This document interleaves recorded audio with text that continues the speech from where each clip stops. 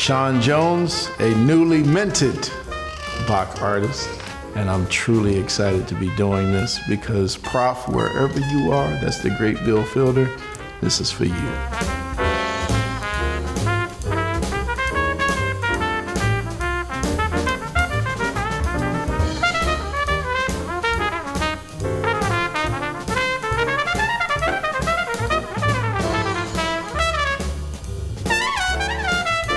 When I was a little kid, like many urban schools at the time, they introduce you to different instruments. And the way that they do that in a small town in Ohio is the local music store.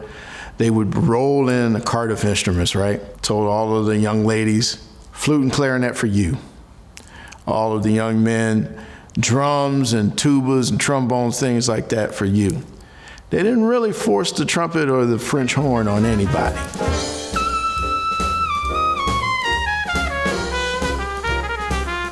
I picked up the trumpet and said, hey, 3 buttons there, must be pretty easy. I picked it up and realized that it was extremely difficult to play.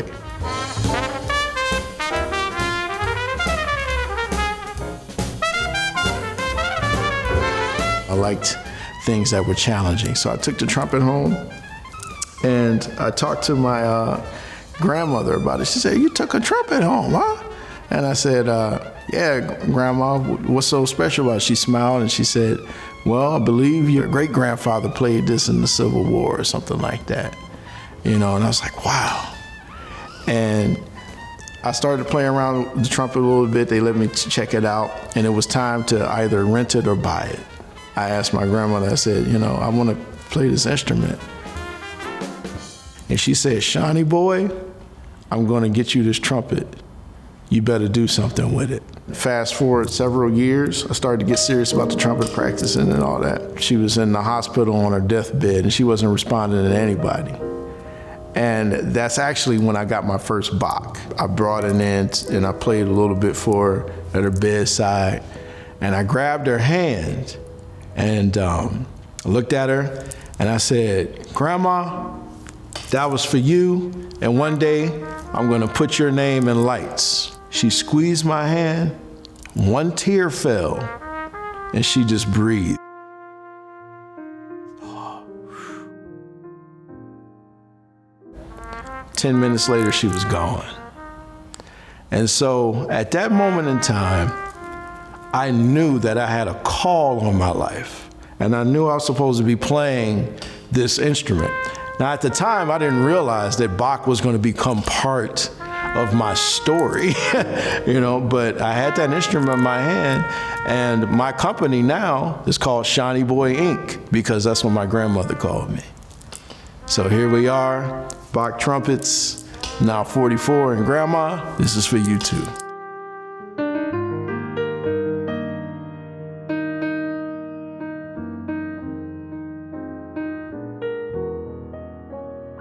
I met Bill Fielder September 1st of 2001. And out of the blue, he asked me, he says, Sean, what is a trumpet?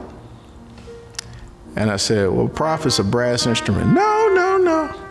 So Prof, it's a wind instrument. No. I said, okay, well, Prof, what is a trumpet? And he says, it's the mirror of the mind. From that moment on, I knew that my life was going to be changed. I knew that I would never look at the trumpet the same way. We started to talk about Adolf Herseth and Vincent Chickowitz. And he started to talk about that sound, the purity of their sound together, the resonance. And he gave me several recordings to check out. And I said, Prof, how are they getting that sound, man? He says, oh, well, you got to learn the principles of playing. And he went through 7 principles that Vincent Chickowitz taught him. And we talked about this at a lesson the next day, and he looked at my trumpet, and he said, you need a new horn. And I said, well, Prof, what's wrong with the horn I got? And he said, it's not a Bach. That's what's wrong with it.